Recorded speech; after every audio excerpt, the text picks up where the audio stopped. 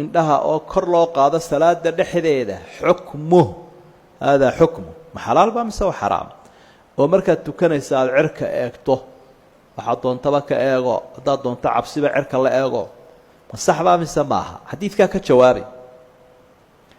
can anas ibni maalikin qaala qaala الnabiyu salى اllahu عalayhi wasalam rasuulkii ilaahay waxau uhi maa baalu aqwaamin waar dadka qaarkood arrinkoodu waa maxay yarfacuuna absaarahum indhahooday kor u qaadayaan araggooda ila asamaa'i fii salaati samada ayay indhahooda u jeedinayaan ama araggooda basar absaar marka ay tukanayaan yarfacuuna absaarahum ila asamaa'i fii salaati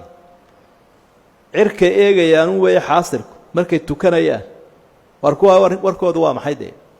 fashtadda qowluhu fii daalik hadalkiisii baa daraaday arrintaa uu ka hadlayay war arrintani waa maxay war dadkan cirka eegayaa maxay ee haddana tukanaya nebigu waa adkeeyey xataa qaala ilaa uu yidhi hanjabaad buu raaciyey iyo waciid ilaa uu yihi layantahunna can daalik way iska dayn doonaan arrintaasoo way iska dayn aw latukhdafanna absaaruhum ama indhahoodaabaa laga qaadi khadfigu waa laga dhufan doonaa ishaaba laga siibi araggaabaa laga daleeci iyagoo indhoolayaala ayay salaadaba ka bixi